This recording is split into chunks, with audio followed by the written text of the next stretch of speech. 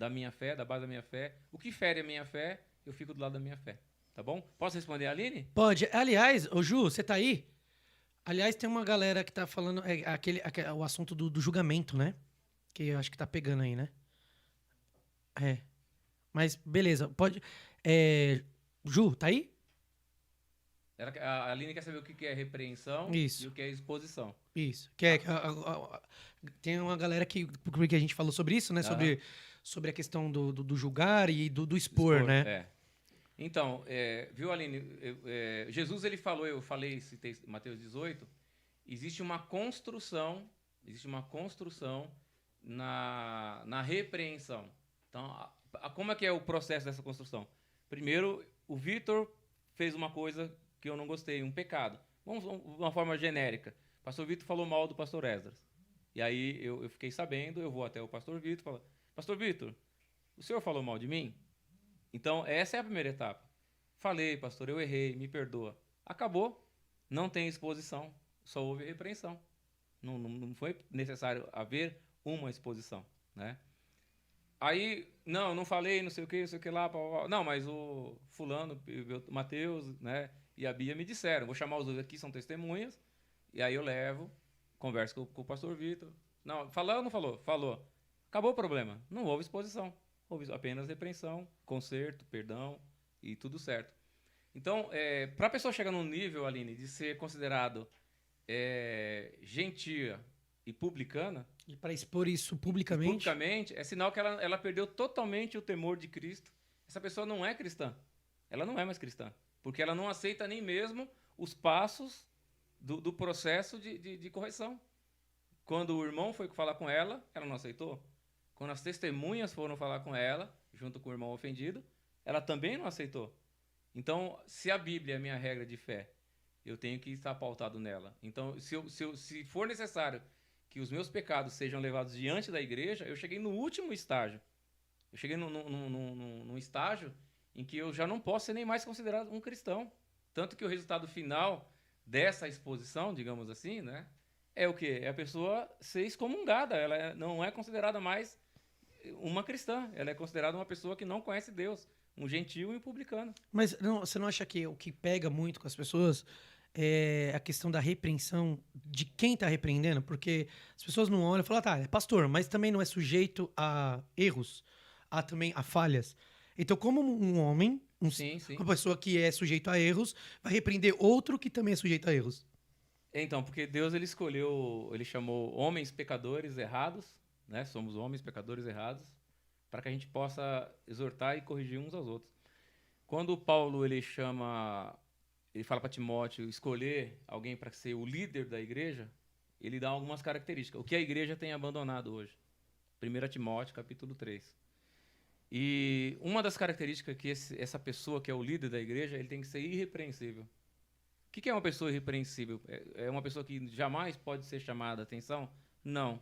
É uma pessoa que raramente ela erra. Ela vai errar, mas ela não erra de uma forma constante. Ela erra de uma forma esporádica. Raramente ela erra. Então, a partir do momento que eu conseguir tirar um cisco, a trave do meu olho, a trave é maior que o cisco, né? Eu acho que eu estou apto para poder ajudar alguém. Então, se foi Jesus, eu tenho que entender isso. Eu sou um cristão. A Bíblia é a minha regra de fé. Foi Jesus quem escolheu, isso está em Efésios, capítulo 4, versículo 11, quem escolheu apóstolos, pastores, profetas, evangelistas e mestres, para que eles possam dar o crescimento da igreja. Então, são pessoas, são os irmãos mais velhos, mais maduras, mais experimentados, já tem um tempo de caminhada com Deus, que tem mais sensatez. E quem observa isso, o Paulo vai falar em Timóteo 3, é a própria igreja, que é a igreja que seleciona essa pessoa. Ou essa pessoa ela tem características e condições de administrar a gente. Então a gente vai ficar debaixo da direção dessa pessoa. E eu falei que a repreensão é da igreja. É a igreja que repreende. O pastor ele é um líder que vai direcionar aí a situação, mas é ela que repreende. Eu nunca vi, Aline, eu tenho 25 anos de igreja, eu nunca vi ninguém chegar num ponto de ser necessário de colocá-lo diante da igreja e falar, olha, esse irmão... Eu já vi. Já viu? essa irmã, Não só uma vez. essa irmã fez isso. Mas eu penso que se uma pessoa chegar num ponto desse, infelizmente, essa pessoa não é mais cristã. Ela já deixou de ser cristã faz muito tempo. Eu acho que tem uma linha muito tênue nisso, porque como é que eu posso dizer? Não é que por favor, entendam, tá? Aham. Eu não, o que eu sempre gosto de trazer para os meus convidados é Sim. totalmente conforto e jamais eu quero tirar, tipo, como eu posso dizer? Confrontar no sentido de ficar debatendo sobre assuntos. Mas o que eu penso sobre é que existe uma linha tênue, porque eu já vi muitos pastores repreendendo fulano, por exemplo. Já vi pastor repreendendo o irmão em cima do altar do púlpito, com a igreja lotada no culto de Santa Ceia, porque o irmão não veio na escola dominical. Aí é falta de ética, né? E assim, Mas fácil, mas lembra qual foi o primeiro estágio? Se entendeu? seu irmão pecou contra você, vai você só e repreende ele. O E, pastor errou. então, por exemplo, um irmão que vem de uma vida de vícios, sai deixa a vida e, por exemplo, você já deve ter encontrado pessoas Sim, que têm problema com cigarro. sim, E aí a pessoa ela entra na igreja, tem essa dificuldade, até ser liberta, até. E outra, existe a questão do Espírito Santo libertar, existe a questão também de um hábito. mas aí o cigarro já entra na religiosidade, né? Então, aí entra toda uma questão. E o cara ser exposto publicamente com a dificuldade dele. E ele veio com essa dificuldade. Quando a gente lê em 1 Coríntios 6, Apocalipse 22, fala assim: fora ficarão os fumantes? Então, Não, né? Fala assim: fora ficarão os ladrões, os mentirosos. é, Então tem gente que tá dentro da igreja mentindo, fofocando e falando mal do fumante. né? Mas essa pessoa tá fora. E aí entra muito isso. Eu acho que essa frase, eu acho que até é isso que a galera. Porque, vamos ser bem sinceros, eu acho que esse tema de repreensão entra muito igual na questão de dízimos e oferta. Na questão da bebida. Certo. Eu acho que existe o tanto excesso, e é aquilo que eu falo, existe o tanto excesso das pessoas talvez mais antigas, e tudo tá tudo bem. Aham. E até entendo que às vezes tinha que segurar muito pelo medo do pecar.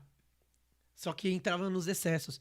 E aí hoje existe uma geração totalmente diferente Aham. que não quer nem a liberdade, hoje só quer a libertinagem. Sim.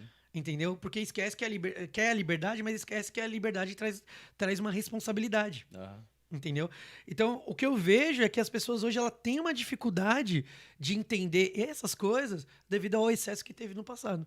De muita exposição, de coisas exacerbadas, de julgamentos errados, Sim. de julgamentos através de conveniência.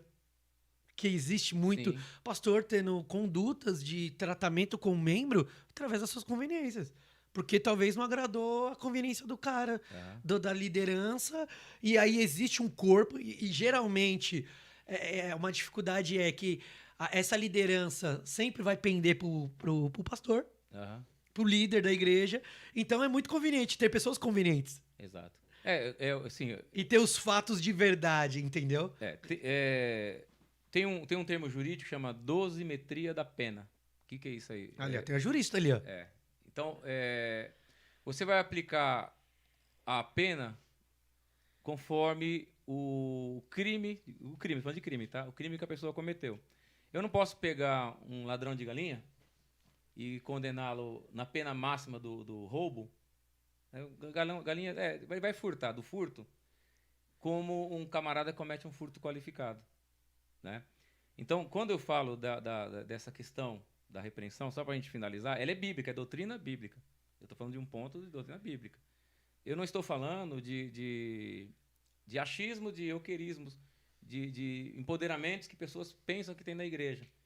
Não é porque um irmão que faltou na igreja que eu vou chamar a atenção dele de púlpito. Existe essa dosimetria. Como é que ela funciona? Primeiro, conversa com o irmão. Vai você só, conversa com ele.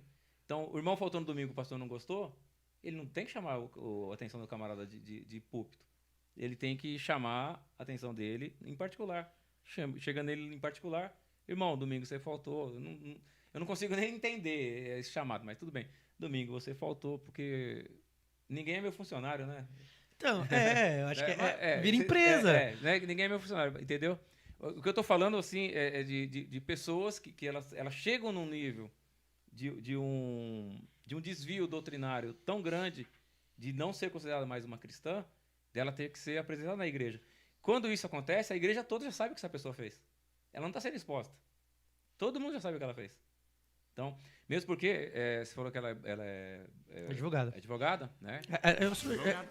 Eu coloquei a advogada aqui. É advogada Paloma? É a advogada Paloma. É. A gente tem a nossa advogada Paloma aqui, porque qualquer besteira que eu falar, ela entra. Então, mesmo porque o pastor, quando você vai fazer teologia, inclusive você tem que estudar noções de direito. O pastor não pode expor ninguém publicamente, porque ele vai cometer um crime. Ele vai cometer um crime. Ele pode ser injúria, Sim. pode ser difamação, pode ser calúnia. E ele vai responder criminalmente pelo que ele fez. Então, a pessoa pegar 2, 3 testemunhas e na delegacia falar, o pastor falou que eu sou ladrão. Eu quero uma reparação de danos. Mentiroso, caluniador. Vai ser reparado. Então, assim, a correção ela é bíblica, ela tem que existir. Deus corrige a quem ele ama. Jesus, quando Pedro falou, Senhor, tal, ele falou, arreda-te de mim, Satanás, tal. Então, foi uma forma dos dois aí tá conversando e se corrigindo. Então, eu nunca vi, sabe, Vitor? Eu já vi erros, aí são erros. Mas eu digo assim, esse tribunal. Não, não, olha, agora eu lembrei de uma vez, eu participei de um tribunal da Santa Inquisição. Eu participei. Tinha um diácono, eu vou contar essa história rapidinho. Tinha um diácono, ele comprou uma maleta daquelas de alumínio, de pentecostal. Sei. Um sapato com salto de brilhante e tal, umas abotoadoras e tal. E aí ele chegou no pastor, nosso pastor, e ele falou assim, que ele ia pregar numa igreja X e ele precisava que o pastor desse para ele uma carta de apresentação. Aí o pastor fez a carta de apresentação com o logo da igreja, com o carimbo da igreja, com a assinatura do pastor. E aí ele pegou e foi pregar nessa igreja X aí que ele havia pedido e tal. Aí ele ficou em posse da carta, aí ele foi numa fotocopiadora e reproduziu várias cartas daquela em branco, só apenas com o logo da igreja, com o carimbo da igreja e a assinatura do pastor. Então aí ele ia e enchia o corpo dessa carta, falando que ele era um missionário internacional, pregador internacional, tal. E aí ele Bandidinho, né? Sinto o cheiro de crime em você. É, isso mesmo, um bandidinho.